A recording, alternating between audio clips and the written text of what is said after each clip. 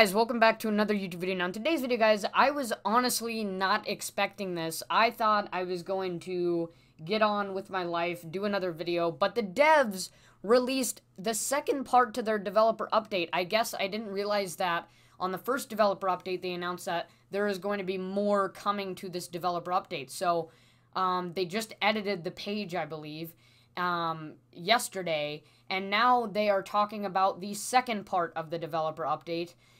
So there is even more changes coming. This is one of the biggest changes, or biggest updates, I should say, that has ever came to Dead by Daylight, and I must say that I am very proud of the devs for stepping up for once and taking some action. They have basically filled in all of what people have been talking about, things that could be changed and stuff like that. Now, admittedly, they've done a few things that I'm not a big fan of, but that's to be expected. But for the most part, they have done some great stuff. I talked about how on the last update, I think there were a few things I was picking at, like a few things they could have done better. This one, there's a few things that I wish they didn't do, and we'll talk about that in a minute. But I was honestly not expecting this.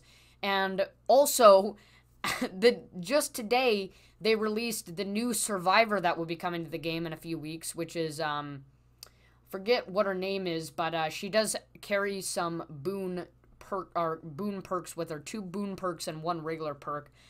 So we'll finally get to play with the new Boon Perks in a few weeks. So let me look up her name real quick. I will cut out this part. Looked it up, and it looks like it's Michaela Reed, if I am not mistaken, and she's basically like, I don't know, kind of like a witch, casts spells, kind of quirky and messes with like witchcraft or whatever. So I guess that does make sense if we were adding Boon Totems to the game.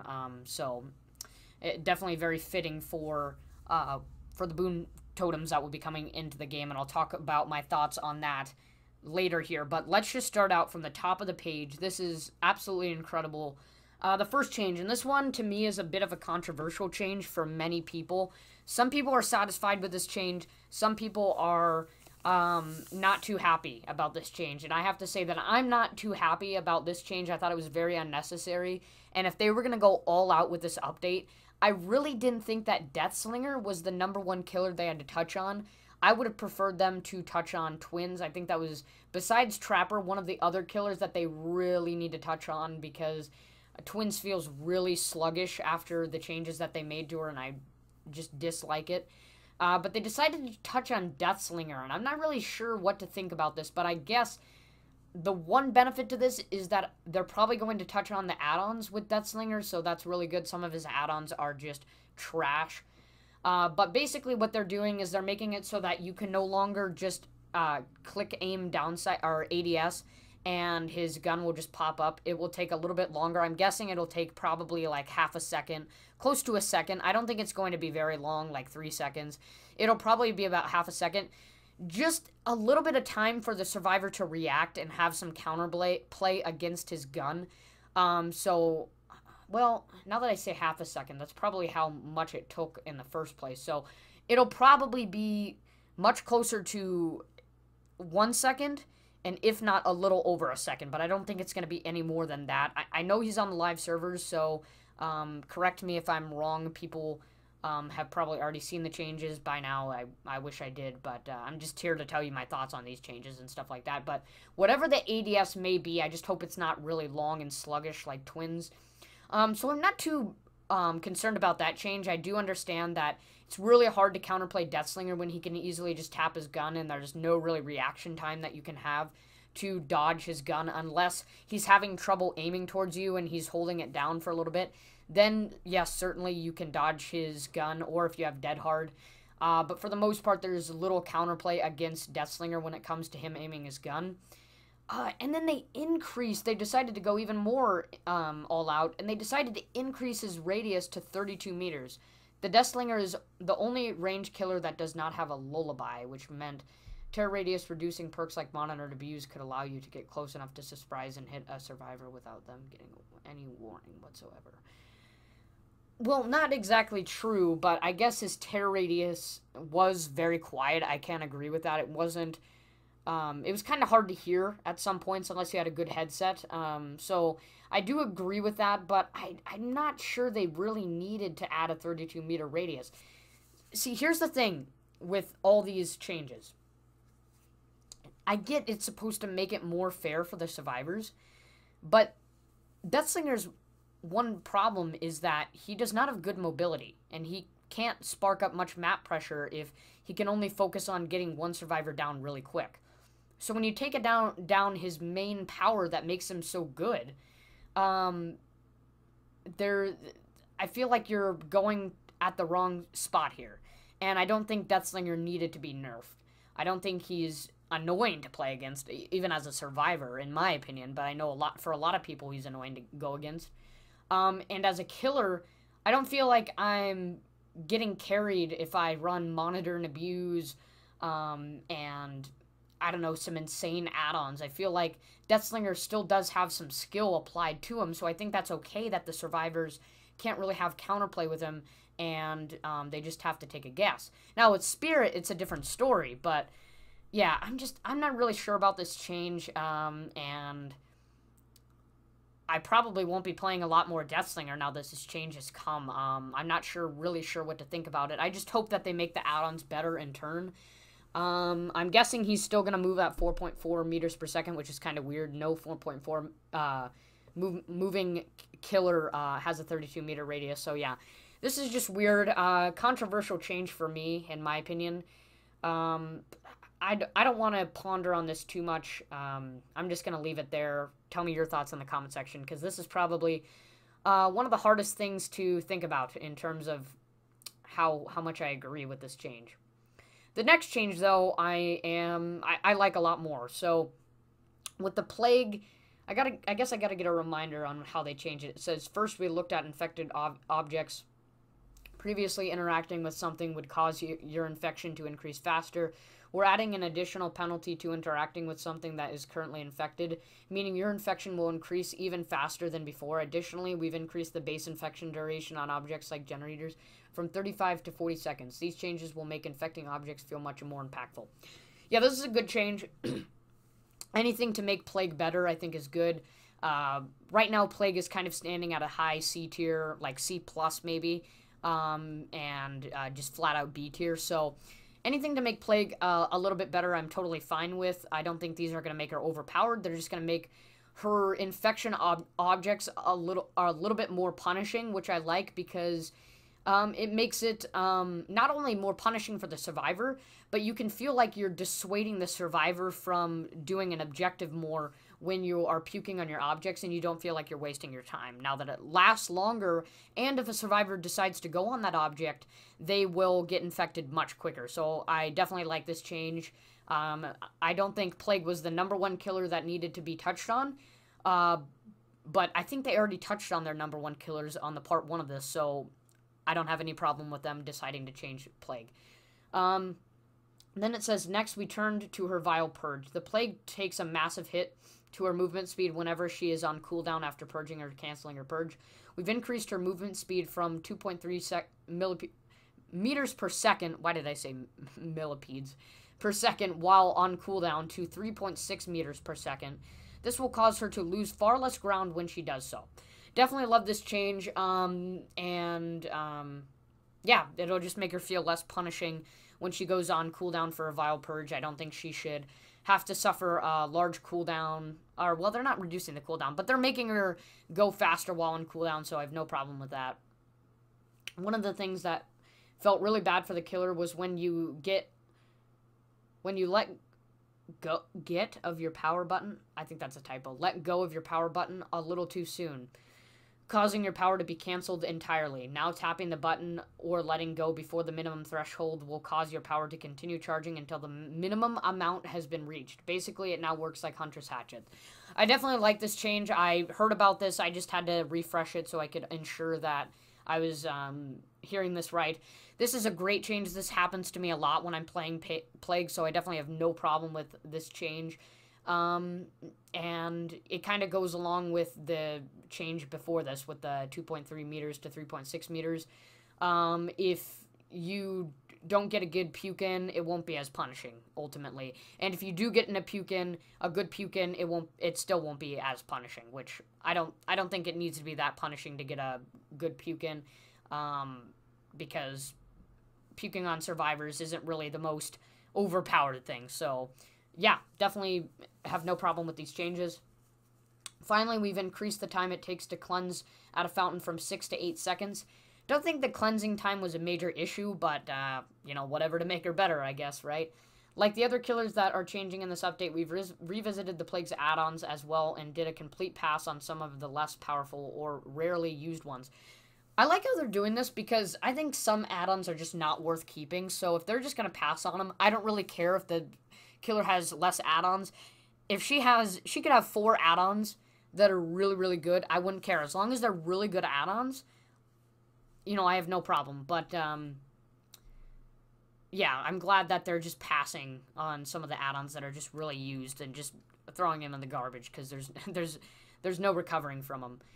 So here are a few examples that they have. These are both brown add-ons, which is surprising they featured brown add-ons. Vile Purge no longer affects survivors, increases object infection duration by 40 seconds, increases infection from infected objects by 100%, increases devious blood points by 100%. I love this. This is what they need to do with these meme add-ons, and I don't even really want to call this a meme add-on because this is exactly how every meme add-on should be. It shouldn't just punish you and get you new blood points. It should change the way that you have to play and give you more blood points in turn. And this is a great example of what I want from these meme add-ons, and I hope they do that in the add-on changes. I'll have to check. I'm sorry I don't know, and I didn't watch any videos before I did this, but I guess it makes it more surprising for me. But I absolutely love this add-on because if they just so happen to do something similar with the other meme add-ons, because they are touching up other killers add-ons, many other killers add-ons, I'm going to be very happy because this is exactly what they've needed to do with the meme add-ons. I think this is the correct direction to go with them. Basically, change the way that you use your power into a different way that's not super punishing, but it teaches you how to, I don't know, play the game at a different angle on that killer and gives you more blood points in turn. Now, the blood points part isn't really the most fantastic part because it just fills up your blood point meter faster, unless I'm mistaken and this allows you to get more blood points instead of just filling it up faster. I would hope that's the case, but I have no idea at this point. So if you know anything about that, please tell me. And then they have the Olibanum Incense. I hope I pronounced that right. Survivors who cleanse at fountains have their auras revealed for 4 seconds. I don't really like this add-on because, I mean, you're already getting information at where the survivor is at when they cleanse at a totem, because you know where the fountain was when they cleanse at the fountain. So I don't know, it's not terrible, like it's not useless, but I feel like I'm already getting information when I see it turn white, and I don't really need to know what direction they're going in. It's kind of like a barbecue and chili for fountains, but not as useful information because you're already getting information from the fountain. I don't know. It's not a terrible add-on. Like, it's not like I'm never going to use it, but I just don't think it's needed. I feel like I could use something else in my perk slot besides this. So, yeah, that's all I have to say. So those are the 2 changes to 2 additional killers in the game. Not really a big fan of the Deathslinger change, but Plague change, great. Whatever to make her better. No complaints there. So let's go on to the neck down further. Survivor add-ons update. So basically what they're doing is they're doing like what they did with the killer add-ons. They're getting rid of the considerably, tremendously, moderately, and they're changing the survivor add-ons, which will be much easier because there's less survivor item add-ons, of course. So yeah, this is great. Absolutely love this. The devs are just going all out with this. So I am excited to see how they change some of the survivor add-ons, because some of them are pretty powerful. Some of them maybe even overpowered, and some of them are absolutely trash. So I would love to see the changes that they make to these survivor items as well. Perk updates. So now they're changing the survivor perks. They're going ahead and fixing some of the survivor perks. So first up is Windows of Opportunity, and basically they're taking away the cooldown just like they did with Zanchin Tactics. and increasing the range from, I believe it was 24 meters to 32 meters at Tier 3. So, not a bad change. I would have gone a different direction with Zancian Tactics and Windows of Opportunity. What I always wanted to do, and I was going to make a video on this one time. I believe I did with the... I talked about this in the Clown update, but that's... Yeah, Zancian Tactics is an Oni perk. But anyways, what I always wanted to do with these two perks is make it so that you kind of get information on, like, how many pallets there are on the map and stuff like that. So I always thought that it might be kind of interesting information if at the start of the match you knew how many pallets were left on the match. Just, you know, maybe some potentially useful information. I just always thought of, like, going in that direction. And also, like, making it so that you can switch on and off whenever you want to see the auras of all of them. I thought that would be an interesting idea rather than just having it on the entire time, because to me that just gets annoying. So, like, make a flip switch for whenever you want the perk to activate. That's kind of the direction that I wanted to steer with this, giving you information in numbers on how many, like, pallets or breakable walls or windows are left on the map, and making it so that there's a flip switch for whenever you want to see the auras. Not a bad change. I don't really use Windows of Opportunity, so I don't really care for this change, but it was definitely needed. A lot of people were like, why can't we just get the cooldown removed? Come on, get it out of the way. So I'm happy they got it out of the way. And I don't really care if they never touch on these perks ever again, but I would have gone in a different direction with this. So, yeah. Repressed Alliance. Repressed Alliance has the potential to save a good chunk of progress when timed well, but due to the high requirements for the perk to activate, can often not be ready by the time you need it.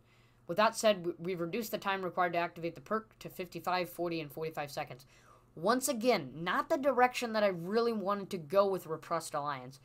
The problem with Repressed Alliance to me was, one, that sometimes the 30 seconds was not long enough, and two, sometimes you blocked a generator on accident, thinking that the killer was going to come towards your generator like he comes into the tear radius, and then you have to wait those 30 seconds to get back onto the generator. So here's the direction I wanted to go with the Repressed Alliance. What I wanted to do was make it so that there is a 0 to 60 second window for Repressed Alliance. So once you meet the requirement to use Repressed Alliance, never had a problem with it taking 60 seconds. Once you meted that requirement, you can activate the perk, and there's a 60-second window. In that 60-second window, at any time, you can choose to unblock the generator. Once the 60 seconds is up, the generator automatically unblocks itself. Here's why this is a good change. Well, number one, it has to unblock itself, because otherwise that would be bad for the survivors, because someone could troll around with the perk and make it impossible for the survivors to finish the gen. Number two, it will make it so that if you accidentally do it, or you think that the killer is going to come, or the killer comes and he leaves really early, at any time in those 60 seconds, you can unblock it and get back onto the generator. Very convenient for the survivors. That's the change I would have gone with the Repressed Alliance. Don't have a problem with them reducing the time. I don't think it's going to make it overpowered, but not the direction I wanted to go again. But I'm glad they're touching on perks, I guess. So, Built to Last. I think this is the most interesting change out of all of them. This perk shipped with fairly safe numbers to make sure it couldn't get out of hand, but that ended up making it pretty unpopular choice. We've reworked it to be far more effective at what it's meant to do. Hiding in a locker for 14/13/12 seconds, so Tier 1, Tier 2, Tier 3, with the depleted item in your hand will cause it to refill to 99% of its charges. Each use of Built to Last reduced the number of charges refilled by 33%. This is a great change. I don't know why they had to go with 99. They could have done like 100%, 50%, 25%, which would actually make the perk worse. But, I don't know. I'm a little bit obsessed with making the numbers perfect. But, great change. No problem with this change. I don't think it's going to make it overpowered. I think it'll make the perk a lot more fun to use, like much like Flashbang and stuff like that. And will make it an overall better perk, so I have no problem with this change. Originally, I was going to change it by making it so that the Tier 1 and Tier 2 amount of charges replenished is increased from 30% to 40% in Tier 1 and from 40% to 45% in Tier 2. Or make it so that in Tier 3 it's 60%, Tier 2 it's 50%, and Tier 3 it is 40%. But this is an even better change. So, no, I think this is one of my favorite reworks that they've done out of all the perks that they have touched on. Any means necessary. Previously, we reduced the cooldown of any means necessary and saw more people start to use it.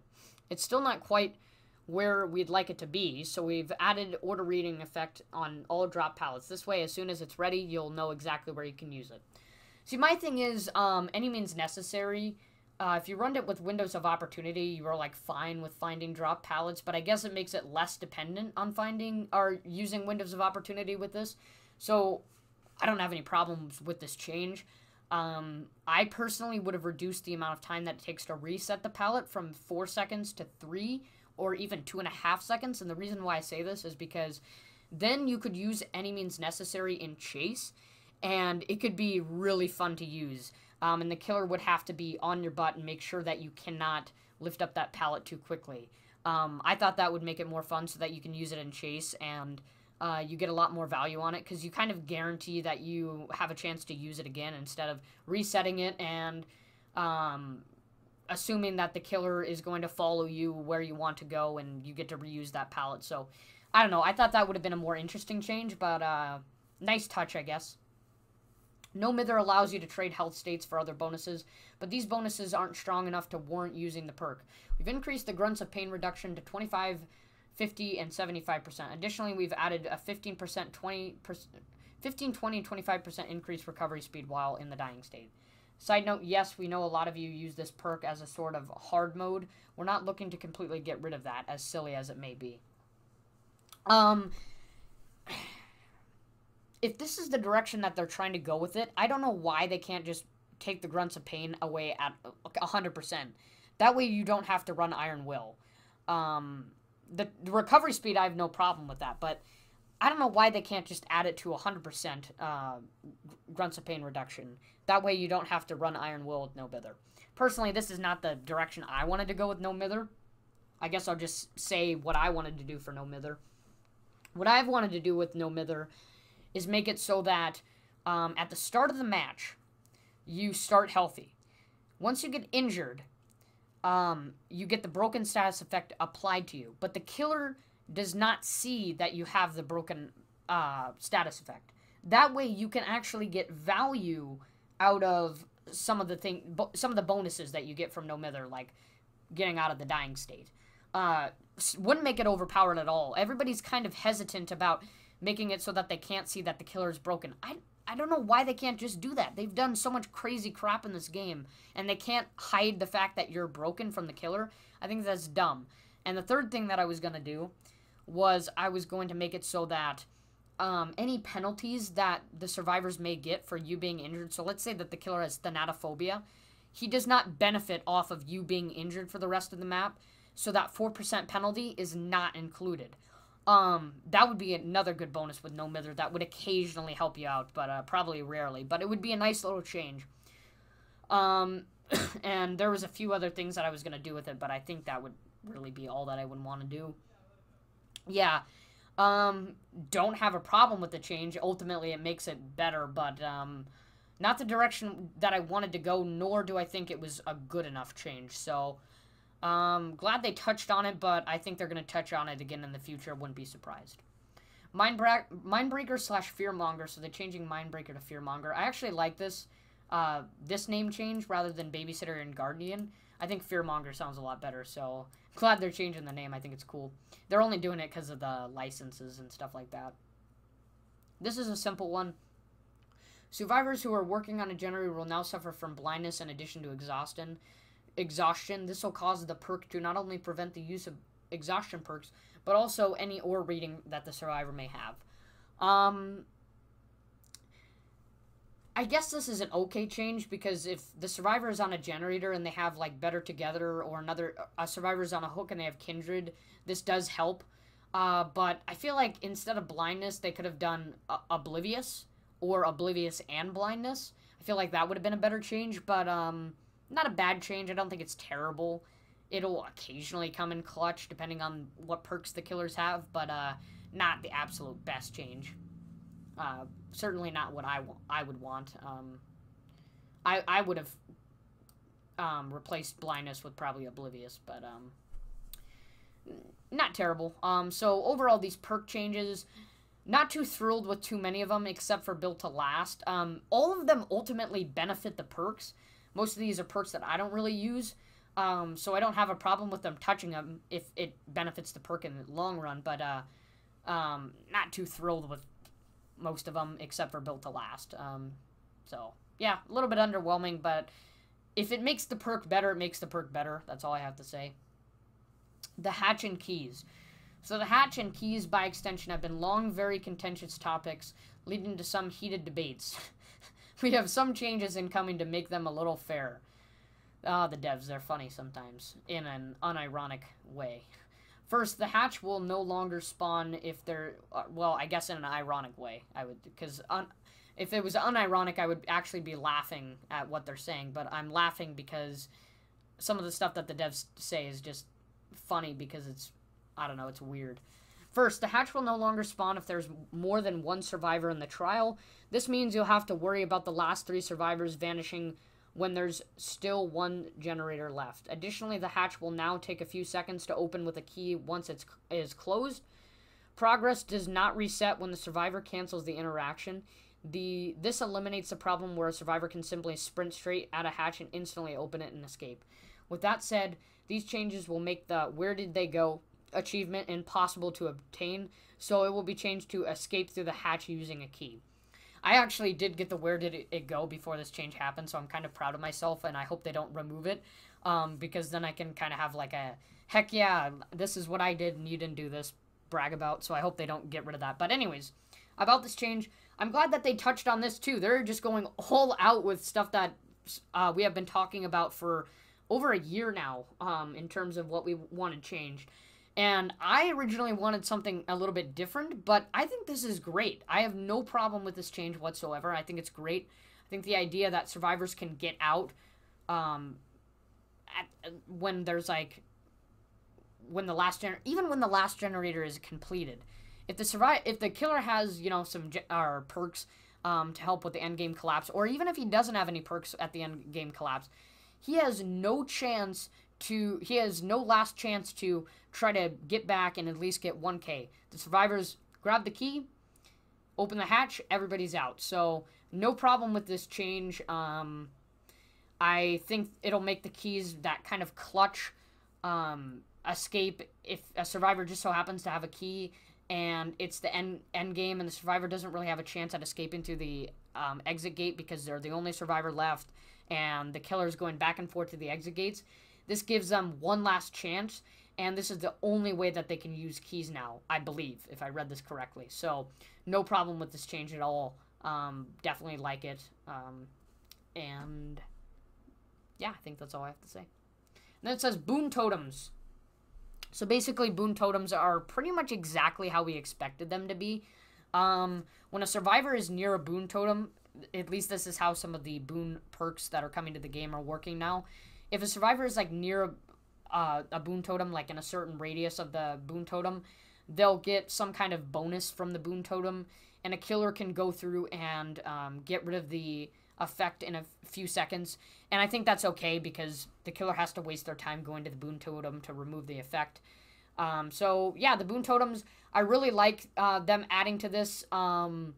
It adds more ideas for perks coming into the game and adds more objectives in the game for killers and survivors, which ultimately makes the game more engaging. I think we've needed something new into the base game for a while. Oh, well, this isn't really base game. You still have to bring a perk into it. But something that affects the, how do you want to say it, objective gameplay, like what the killer needs to do or what the survivor needs to do. We've needed something like that for a while, and we haven't really gotten something like that for a while. Like, I don't know, for example, at the beginning of the game when hex perks were introduced, that released a new objective into the game, or well, totems in general.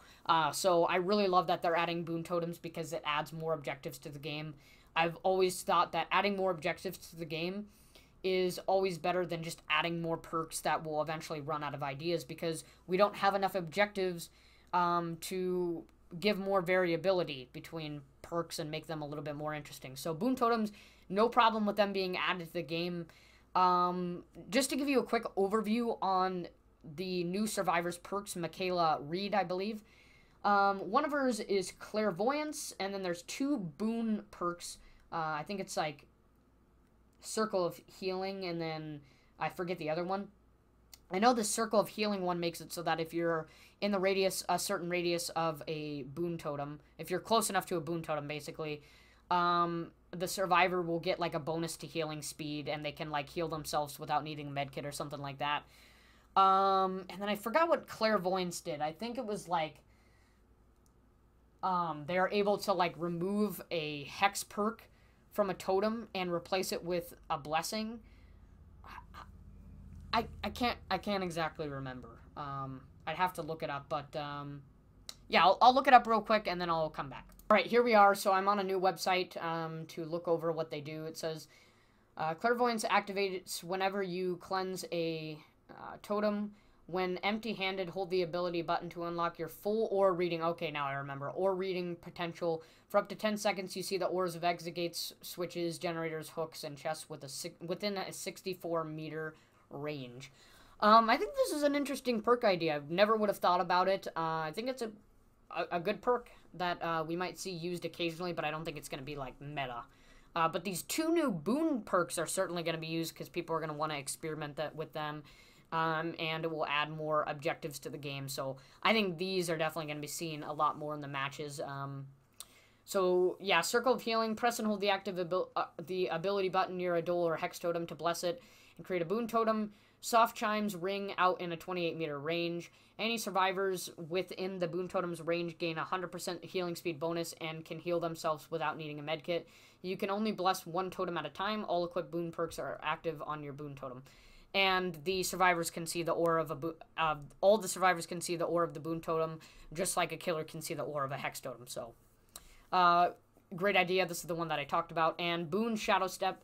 Press and hold the active ability button near a Dole or Hex Totem to bless it and create a Boon Totem. I already read that. Any survivors within the Boon Totem's range will have their scratch marks and ores hidden to the killer. This effect lingers for 4 seconds after leaving the Boon Totem's range.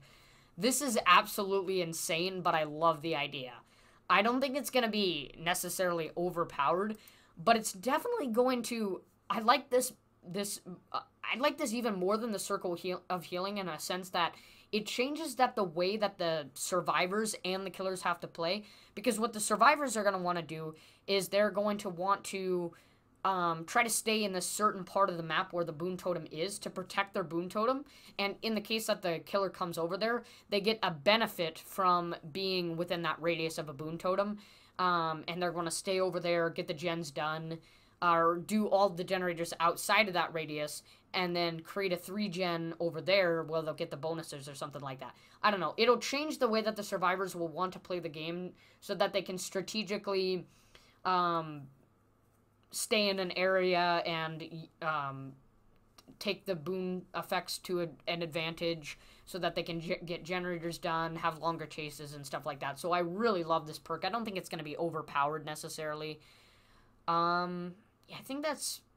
I think I was going to mention something else about this perk, but now I can't remember. So, yeah, those are the new Survivors perks. My God, the devs just went all out with these with new stuff coming to the game, new Survivor coming to the game, a whole crap ton of changes, add-on changes. They're changing 4 killers, they're changing hatches, they're changing...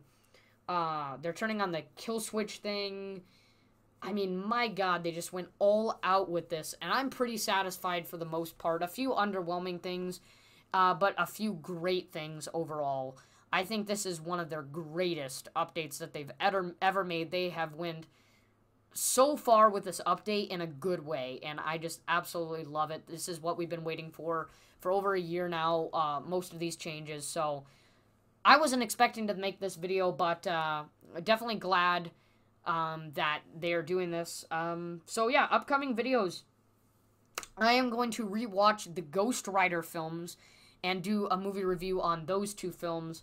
And then what else do we got on the list? The killer tier list. So I'll have to put that aside. I will probably do the Halloween ranking first because the killer tier list I'll probably have to push aside until these changes come out on the live servers and I get to experiment with them and tell you how good I think the killers are once I get a gist of it. So the killer tier list we're going to have to push back. Expect it to come out late October, early November, when the Diary of a Wimpy Kid worst to best ranking will come out. I would like to do another pacer test video because I know you guys liked that when it came out. We're going to try to go for a higher number this time. And once again, I'm going to put on music in the background, and I'll tell you my score at the end. Last time I didn't tell you the score at the end, so I'll tell you the score at the end this time. So I'd really like to do a video like that. Yeah, and I think that's really all that I have for you today. So like and subscribe, guys. Stay tuned for all the future content that will be coming. Read the community post that you can stay updated in case any changes happen, and join the Discord. Link will always be in the description of every video. Like and subscribe, guys, and I'll see you next time.